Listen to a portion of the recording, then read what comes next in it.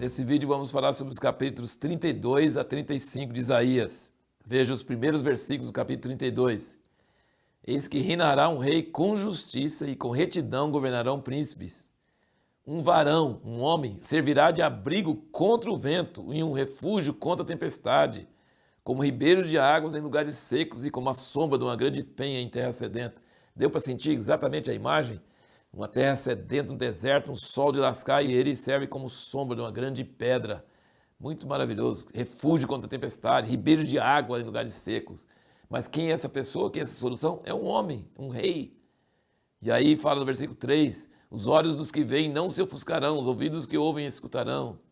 No capítulo 33, no versículo 17, os teus olhos verão o rei na sua formosura e verão a terra que se estende em amplidão. No versículo 22, porque o Senhor é o nosso juiz, o Senhor é o nosso legislador, o Senhor é o nosso rei, ele nos salvará. Quem é esse homem misterioso que é a solução de tudo, que Isaías sempre fica falando nele? Esse homem misterioso é o Messias. E o que é Messias? Ungido. Em grego é Cristo e em hebraico é Messias. Então, desde a antiguidade, os judeus têm essa imagem. Eles sabem que não vai ter solução sem o Messias. Desde a época de Moisés, quando Deus falou com Moisés, eles não escutam, eles não vão te escutar, eles não vão obedecer a sua lei, eles vão ser amaldiçoados por causa disso. Mas eu vou levantar o profeta como você. A esse eles ouvirão. Então, desde aquela época, todos os profetas estão falando desse homem misterioso, que é o Messias e que nós sabemos que é o Senhor Jesus Cristo, filho de Davi, que vai reinar no trono de Davi e que vai trazer a solução para toda a humanidade. E aqui nesse trecho aqui eu quero trazer alguns pontos para você resumir a mensagem de Isaías. Primeiro, ele fala sobre um perigo iminente, um perigo que vai acontecer logo, logo. Nações fortes vindo contra Israel para julgá-los por seus pecados. Esse é o primeiro ponto. Eu vou dar aqui 8 pontos. Primeiro ponto é esse, um perigo iminente. Israel vai ser julgado por seus pecados. Deus vai mandar castigo e vai usar nações para castigá-los. Segundo, vai ter uma reação errada de Israel. Eles não vão arrepender. Eles vão buscar socorro no Egito e outros recursos naturais. Terceiro, vai vir juízo forte sobre Israel até que Deus esgota toda a sua ira. 4, vai surgir um bebê, um rei, um homem, um renovo de Jessé, um renovo de Davi, que vai restaurar Israel e santificar o nome de Deus. 5, apenas um remanescente, um resto de Israel será salvo. 6, vai haver terrível juízo sobre as nações, assim como houve sobre Israel, vai ser sobre toda a terra, é o tal do dia do Senhor. 7, Jerusalém será exaltado e virá o reino milenar. E no meio de tudo isso, nós vemos no 8 que vai essa reversão, que os cegos vão ver, os surdos vão ouvir, os mansos vão reinar, os ricos vão ser pobres, os pobres vão ser ricos. Ele fala muito sobre isso, inclusive aqui nesses capítulos ele fala no versículo 4 do 32, ele diz, o coração dos imprudentes entenderá o conhecimento, a língua dos gagos estará pronta para falar distintamente. No 35, versículo 5 e 6, ele diz, então os olhos dos cegos serão abertos, os ouvidos dos surdos se desimpedirão, então o coxo saltará como o servo, e a língua do mudo cantará de alegria, porque águas arrebentarão no deserto e ribeiros no ermo.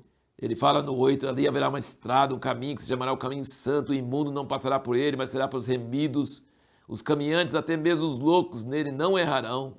E então ele fala muito aqui em Isaías, ele fala sobre esse negócio de abrir os olhos dos cegos, de abrir os ouvidos dos surdos, de levantar os mansos, de libertar os oprimidos e os pobres. Muito forte isso aí. E de abaixar os orgulhosos, de acabar com aqueles que se julgam grande coisa. Nós temos assim esses temas, em todo o livro de Isaías você vai ver esses 8 temas que eu acabei de discriminar aqui. E a última coisa que nós vamos falar aqui é sobre a pergunta que nós fizemos. Nós falamos que se não fosse o pecado, o mundo todo, o universo, não conheceria a ira de Deus. Deus teria santidade, teria ira, mas não teria motivo para manifestar. Mas por causa do pecado, ele é obrigado a manifestar a sua ira. Então foi o pecado que fez Deus revelar a sua ira. E no reino vindouro, no reino de paz, onde Jesus reinar eternamente, não vai ter mais mal, não vai haver mais maldade, não vai haver mais pecado. Então Deus não vai ter que revelar mais sua ira. Mas olha o versículo 5 e 6 do 33, ele diz: o Senhor é exaltado, pois habita nas alturas, encheu a Sião de retidão e justiça. Será ele a estabilidade dos seus tempos, abundância de salvação, sabedoria e conhecimento. E o temor do Senhor é o seu tesouro. Eu fiquei pensando sobre isso. Fiquei pensando, puxa, mas então não existe mais pecado, não existe mais violência, não existe mais nada. Por que ainda vai ter temor do Senhor? O temor do Senhor é diante da sua santidade, a reverência. Não vai haver infração, assim, não vai haver nada de maldade, tudo de errado vai estar fora. Mas existe o inferno, e existe o diabo e seus anjos, e todos os ímpios estarão lá no inferno. Então nunca os salvos vão deixar de ter temor do Senhor. Os anjos, os 24 anciãos, a gente vê em Apocalipse, se prostram diante de Deus. Jesus tinha o temor do Senhor. O temor do Senhor não é uma coisa errada, não é uma coisa ruim. O temor do Senhor é uma coisa boa, saudável. Quando tem ordem, quando tem autoridade, quando tem uma autoridade justa, uma autoridade benevolente, cheia de amor, cheia de bondade, mas que não tolera nada errado. O que os anjos falam sempre na presença de Deus? Santo, santo, santo é o Senhor. Então nunca é uma coisa, sabe, aquele amor meloso, aquela coisa assim que permite qualquer coisa, aquele, sabe, é tipo avô. Avô, você pode fazer qualquer coisa que não está nem aí. Mas Deus não é o avô do céu, Deus é o nosso Pai que está no céu. Avô tem uma coisa, agora pai é outra coisa. Deus não é avô, Deus não é Papai Noel, Deus é Pai. Então sempre nós vamos ter temor dele. O temor do Senhor dura para sempre. Ele não vai precisar mostrar sua ira mais. A ira dele está totalmente lá no inferno, com os que fizeram mal, com os que revoltaram contra ele. Nunca mais vai haver pecado, nunca vai haver mais maldade, mas vai haver o temor do Senhor, será o seu tesouro. Eu espero que você consiga entender um pouquinho do que eu quis passar aqui, porque é um mistério, né? Uma coisa tremenda. Deus é cheio de amor, mas é um amor que tem ciúme, é um amor que é santo, um amor que não tolera coisa errada.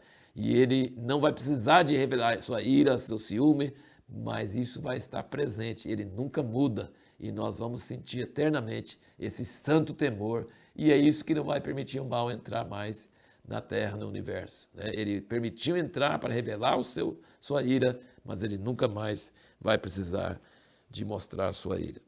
E agora, para o próximo vídeo, nós temos o episódio de Senaqueribe vindo contra o rei da Síria, vindo contra Ezequias. Nós já lemos sobre isso em Crônicas. Nós vamos ler novamente aqui no livro de Isaías. E a pergunta é, o que traz a intervenção miraculosa de Deus? O que faz Deus nos livrar miraculosamente?